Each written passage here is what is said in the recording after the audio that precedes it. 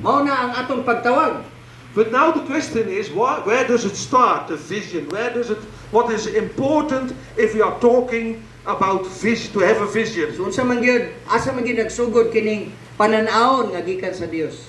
So Samuel, he was not used to hear God's voice. Kining batanon nga si Samuel wala ni siya maanad nga ang Dios makigsulti niya. It was a very dark time. Tungod kini atong panahon na sirado gyud ang langit, wala nakigsulti ang Dios. You know the story about Eli and his two sons? Nakainumdum mo sa istorya ni Eli ug sa duha ka mga anak. Woo! The sons had a big ego, Ug katong duha niya ka anak puti naging garaang mabataa. They grabbed the flesh for Ug themselves. ilahang gikuha ang mga gihala dito sa trono sa Dios ug ilahang gikuha ilang They gikaon. were not worshipping God. Wala na nila tahura ang Dios, wala nila simba ang Dios. They were worshipping themselves. Ang ilan ang gisimba, ang ilan ang kaugalingon. Oh, let us not worshipping as ourselves. Mga igsoon, dili na to nabuhaton nga ang atong kaugalingon, maunay ato ang pasidunggan. Then we are becoming a pastor who leave maybe the Lord or leave this church because it's not about us. Kung mo na hinungdan nga nung naay grabing mga panagbahin-bahin simbahan tungod kay So mauna ang atong the pagkinabuhi. situation around the temple was bad, very bad. Ang sitwasyon sa panahon ni atong higayon na sa templo pertigyo paita tanahon. And maybe we are also in a situation that is very bad. Kung tingali mausab ka na ang atong nasinati karon, grabe ang atong mga kalisdanan na sinati sa atong kinabuhi. And Eli learned Samuel where it starts. Ug si Eli iyang nakita kung unsa ang paggamit sa Dios sa kang He Samuel. said, when you hear the voice of God, Ingnan niya ang batang ni Samuel kung imong madungog ang pulong sa Dios, say to the Lord, sulti ka nga tos Ginoo, here I am. mayong ka Ginoo ni ako. In Hebrew, a very nice word, hineni. Sa Hebreo, nindot kayong mga pulong hinini. Hineni. Hinini. Here I am. Ni ako Ginoo. Weak, Huyang, dependent from you. nagsaligra ko nimo, Beschikbaar op het Engels. Available for you. o andam ko Ginoo nga imong gamiton ni ako. Lord, use me. Ginoo ni ako, gamit ako, How you will.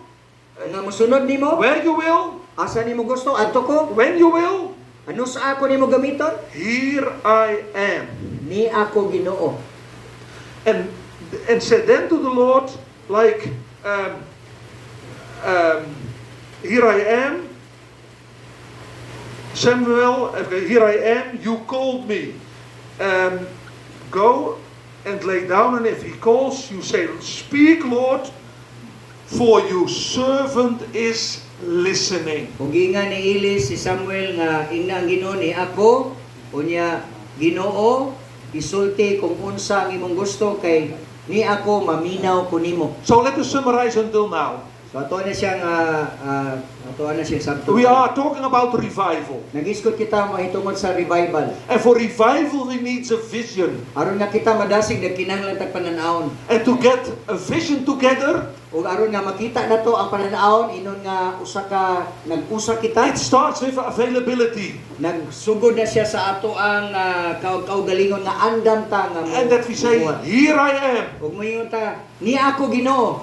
And then we pray to the Lord, Unya mag-ampo ta ngadto sa Ginoo, Lord, speak, Lord, for your servant is listening. Ginoo sulti Ginoo kay ang imong alagad nian maminaw ko nimo o Dios.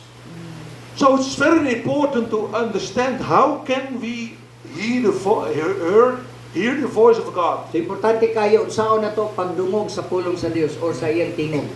But it starts also with this word, your servant.